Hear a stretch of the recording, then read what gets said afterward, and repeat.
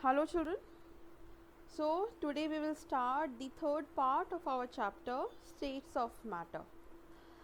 In our previous videos we had already discussed about matter, what is matter made up of, what are the different states of matter.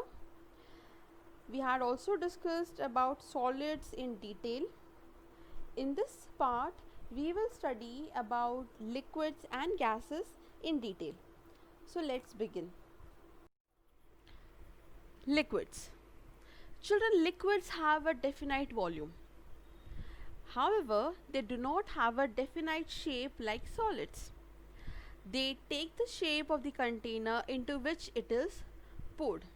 We can prove it with a small experiment. If I ask you to take a bottle of water, what is the shape of that bottle? Will be the shape of the water kept in it, isn't it?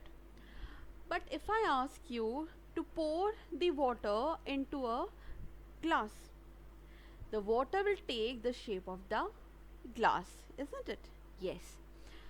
And if I ask you to take the water and pour it in a bowl, the water will take the shape of the bowl. Similarly, if you can see the picture here, there are 4 different containers and all 4 of them contain water. But the shape of the water in different containers is different. And why is it so? Because the molecules in a liquid are less tightly packed than those of solid. There is very less space present between them, but the space is more as compared to the space present in solid. So, the molecules in a liquid can move around and this enables the liquid to change its shape. This is the reason why a liquid can take the shape of the container into which it is poured, but the volume of the liquid remains the same. Unlike solids, the movement of molecules in liquids gives them the ability to flow.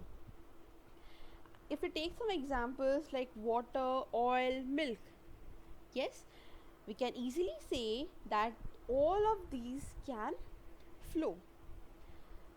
Alright, so if we just sum up together, we can say that liquids have fixed volume but they have no fixed shape and they can also flow. Gases. Children, gases have no definite shape and volume. We can understand this with help of an activity. If I ask you to light an incense stick, now what is an incense stick? Incense stick is an agarbatti. Alright, you just burn an incense stick and keep it on a holder. Now if I ask you to hold the smoke from the incense stick in your palm, can you do so? No. You can see that the smoke coming out from the incense stick spreads everywhere and soon it disappears. Yes, where that smoke has gone? The smoke has got mixed in the air present in your room. Why is it so? Because the molecules of gas are loosely packed. There are large spaces between them, and this spaces helps the molecule to move freely and spread out to fill the available space. Gases can flow more easily than liquid, isn't it? This is the reason why you can smell a room freshener all around in a room, and even if the garbage, the stinking smell of the garbage can be smelled from a distance far away.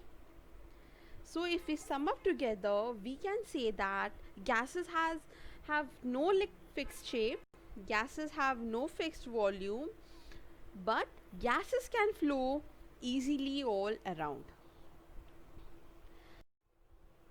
If you can see here, This is the molecular arrangement in different states of matter. In gas, the molecules are very far apart. In liquid, the space is little less, and in solid, it is very, very compact. So, this is the molecular arrangement in different states of matter. Now, children, you need to write these differentiate between in your copy. Solids, liquids, and gases. As we have already discussed, we'll just combine everything once again and we'll revise. Like solids, the molecules in solids are very tightly packed. But in case of liquids, the molecules are less tightly packed. And in case of gases, the molecules are loosely packed. Therefore, solids have fixed shape and volume, whereas liquids do not have a fixed shape but they have a fixed volume. Whereas in case of gases have neither fixed shape nor definite volume. Solids cannot flow like liquids and gases, but liquids can flow, whereas gases can flow more easily than liquid. Now, here are a few question answers. So, if I ask you, in which states of matter are the forces of attraction the weakest?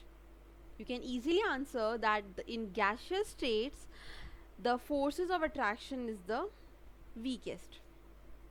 Next, why liquids can flow but solids cannot? We have already discussed this. You can answer this, isn't it? Liquids can flow but solids cannot because the molecules in liquids are less tightly packed than those in solids. And also the force of attraction in solid is more as compared to the liquids.